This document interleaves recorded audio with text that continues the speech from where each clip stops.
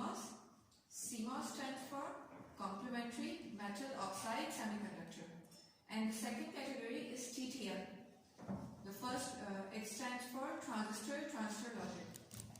The first one, the CMOS, is faster as compared to the TTL. Alright, so अभी हम जो use करेंगे IC, that would be CD4011. 4011 is for NAND CMOS IC. Alright, so starting on, we have a pin configuration.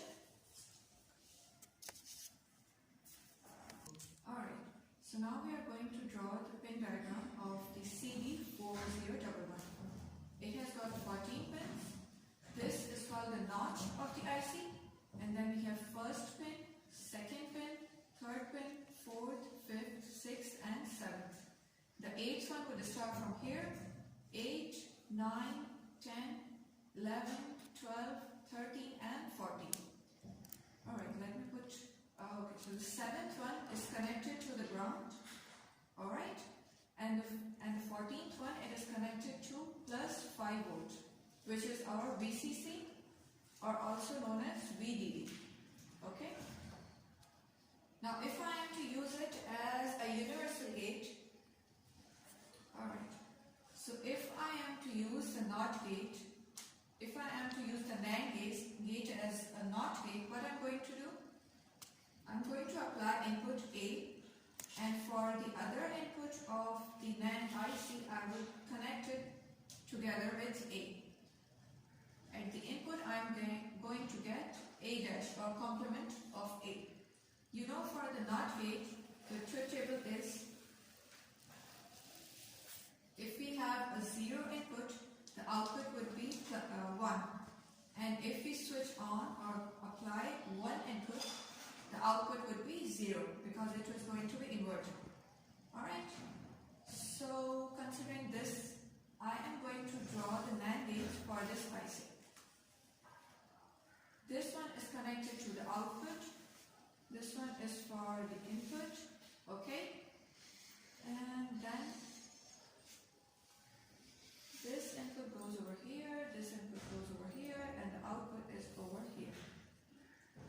So for example, if I am to use this NAND gate as NOT gate, what I'm going to do is I'm going to connect a switch over here, which is connected to 5 volts at one side and connected to an LED on the other side, and I'm going to connect it at input A.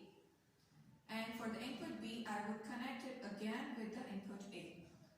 To observe the output, what I'm going to do is that I'm going to connect an LED over here.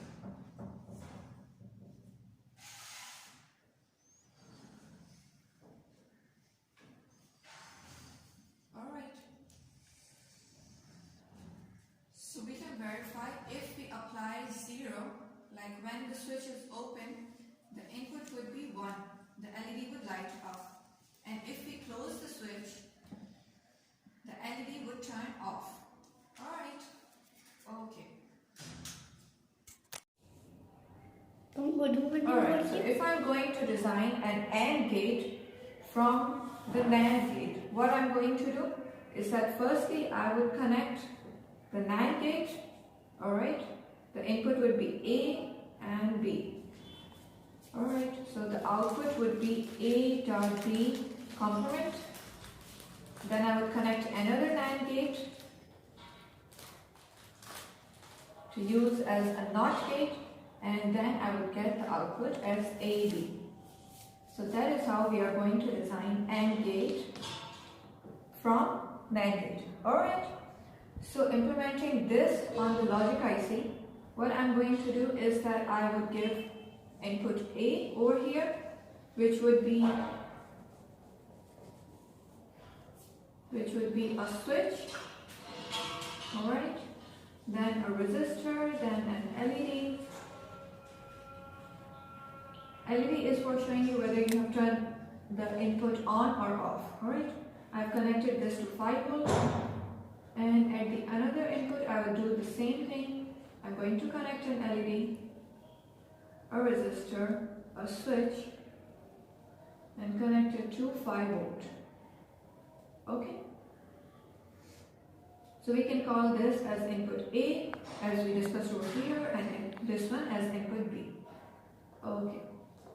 And at the output, we can connect an LED if you want, or you can just directly connect it with another NAND gate to form the NOT gate. Okay, so I'm going to connect an LED just in case. Alright. And then this one would go as an input to the other gate. Okay. And the other input would be tied together with this one. And how are you going to observe the output? You would connect an LED over here with the resistor as we discussed, and that would be grounded.